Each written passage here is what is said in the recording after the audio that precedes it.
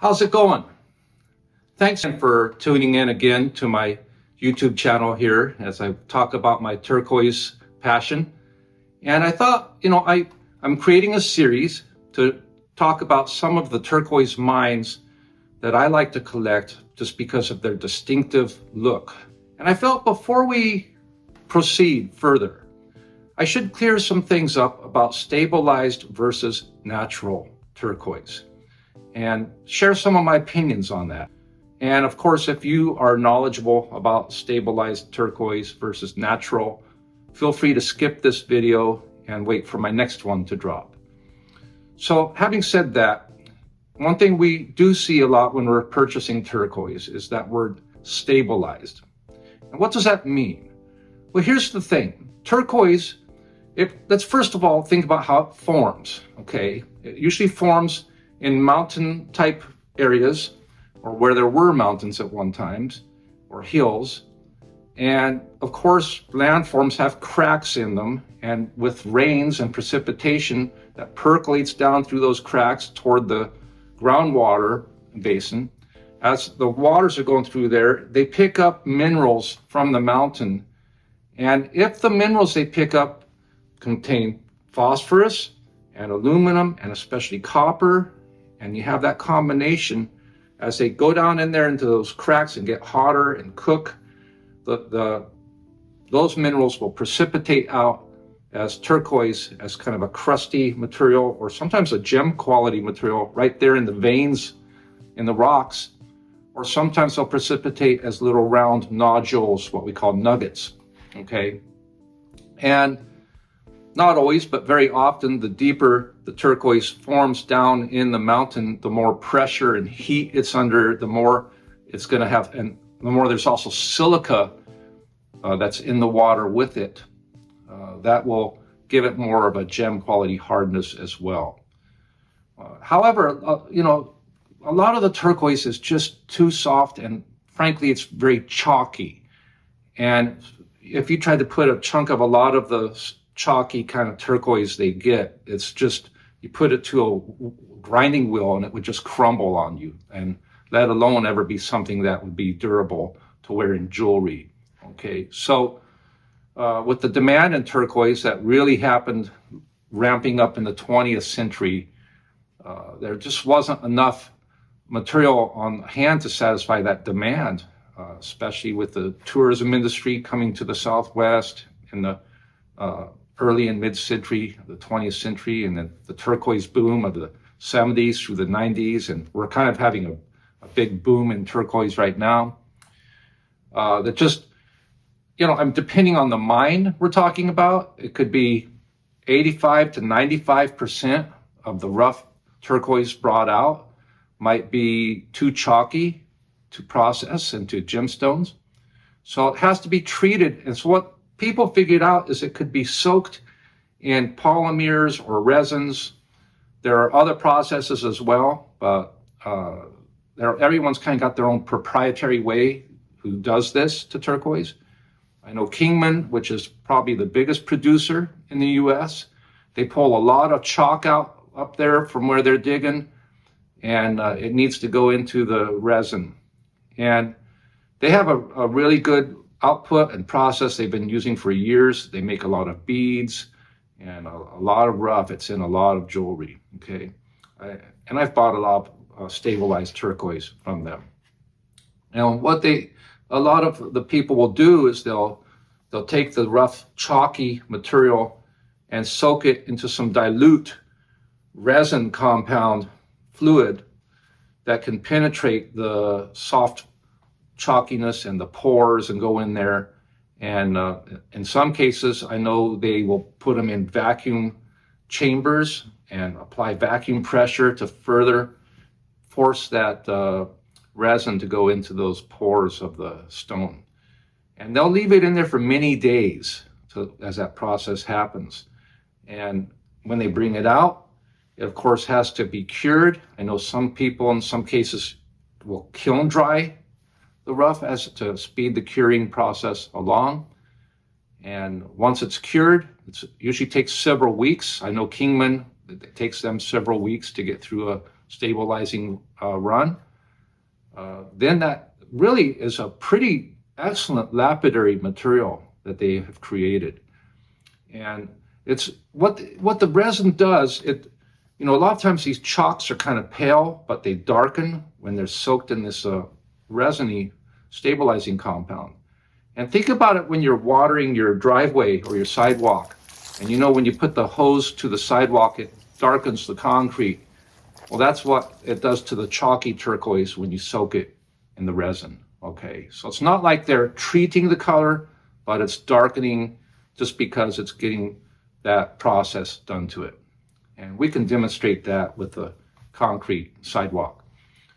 And so, having said all that, there's obviously two tiers of pricing we're going to see in turquoise, with the natural, by and large, being much more expensive, and in many cases, much, much more expensive than the stabilized counterpart from a particular mine.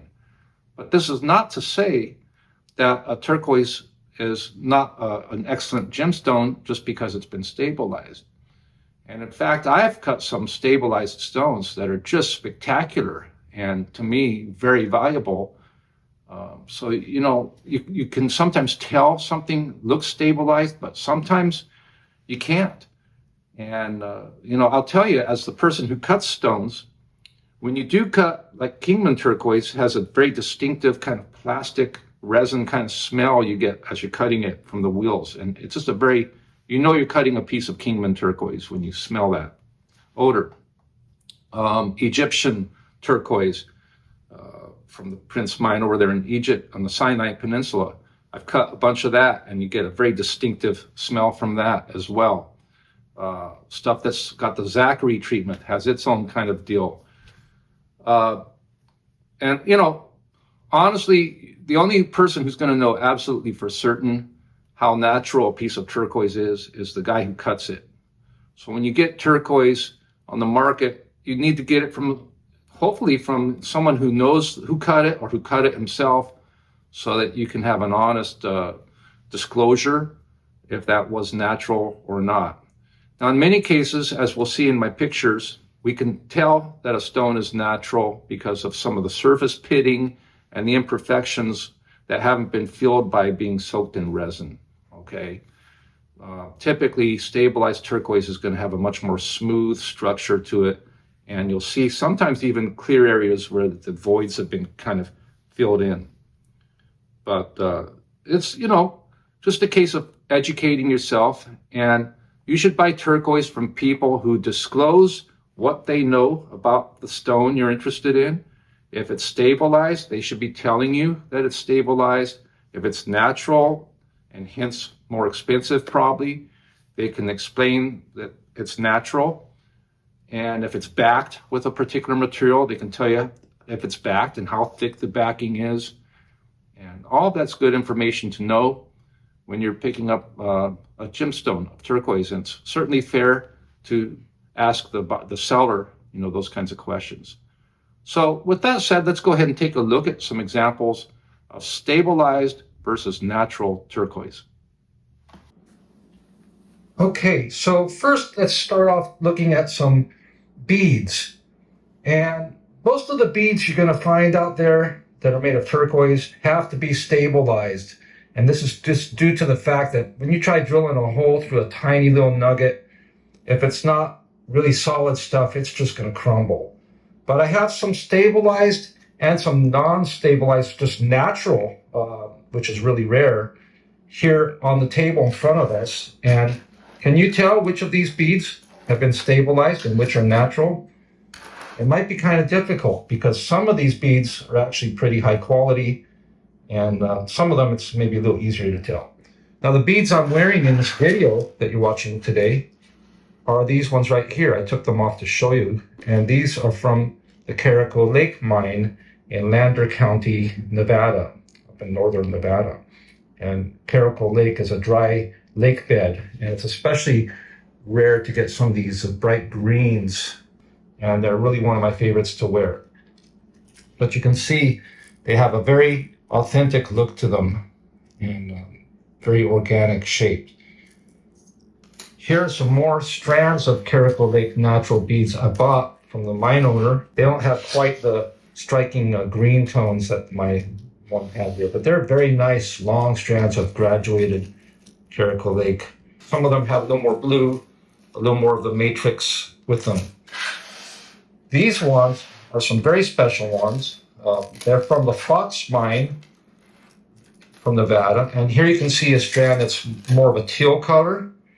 And these are natural and also graduated. This is a pretty nice size ones. Very substantive in your hand. I don't know how many grams this is, but it's a very nice strand. And these two strands here are more on the green side. And this one has a little more matrix with it. But these are natural and very, very desirable. And okay, so here's some very beautiful stabilized beads from the Egyptian turquoise mines on the Sinai Peninsula, and they have the deep, rich blue with the chocolatey looking matrix that we associate almost with like a Bisbee kind of look. And that's a really good look, and a lot of the turquoise we're getting from Egypt is stabilized, but still very, very beautiful.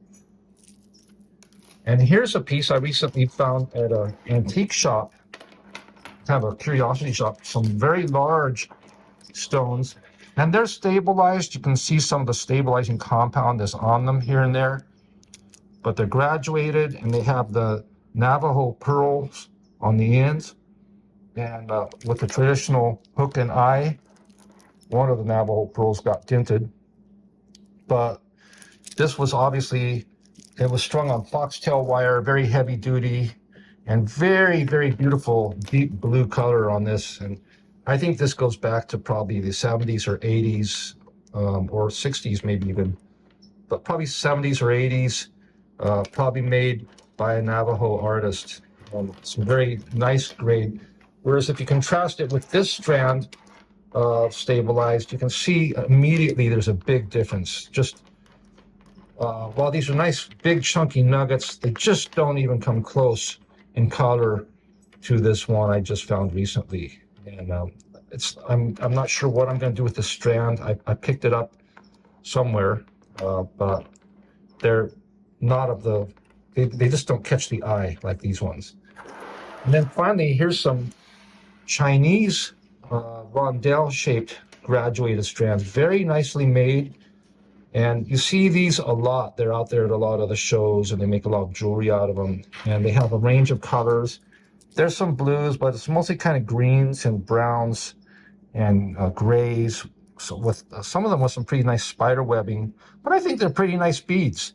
And these are very reasonable if you find them out there. I also I just remembered I have these natural Sleeping Beauty beads from around, this is just east of Globe, Arizona. These are some real substantive heavy beads, very beautiful, just kind of natural nugget shapes. And these are very large beads, up to about 12 millimeters. But at the time I got them, they were just, I was so happy with them. And I've been using them here and there sparingly in some of my necklaces. So what we see here are 6 stones that are good examples of exceptionally high-grade Kingman turquoise, and especially that would be the case with these 2 stones here, which I think are probably the highest grade. But all of them recommend themselves very well to the kind of the best looks that Kingman has. And you notice the pitting in these is more pronounced. In this one here, you can see there's some voids between the actual bodies of turquoise and the stone. And I cut the stone, choosing not to put any kind of filler in that, so it'd be a natural stone. These 2, actually these 3, very little in the way of pitting on these. But if I turn them in the light, you can see that the dark areas where the black lines are didn't quite take the shine that the white areas did, or where the stones blue areas are. I don't know if you can see that there, but when you see, let's look at this stone here to be a good example of that. Okay, so this one, as we turn it in the light, you can see areas that are not filled in by plastic or anything. They're just exposed, unpolished veins, and in some cases, some actual pits left behind in the surface. We collectors of natural turquoise are looking for that because that tells us it's a natural stone. Okay. Now, on the other hand, here's a piece of Kingman turquoise that's a beautiful stone with some wonderful, rich royal blue color, some deep, dark black matrix with even some quartz in there. It's a nice substance of stone and just beautiful. But this was stabilized. And I bought this stone many, many years ago. There's this little piece of rough from which I cut this. And it's rich blue color we see in it. Makes it expensive. While this stone, by contrast, is more of a pale green, almost kind of a greenish. It doesn't have that rich blue. This top one is natural. But to me, the bottom stabilized one actually wins the contest here in terms of the beauty. The top one would be more of an example of what we call red web Kingman, but it just can't compete, in my opinion, with the beautiful color of the bottom stabilized stone. So it's not always about natural versus stabilized, really. And finally, here's a piece of Chinese turquoise.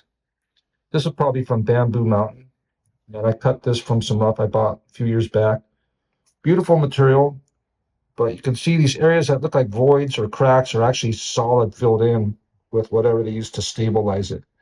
So this is a stabilized stone. Would not be a super expensive stone, but still pretty nice. Okay, so here are some finished necklaces that I've created using various turquoise mines material. And some of the material here is from stabilized rough and stabilized beads. Some is from natural.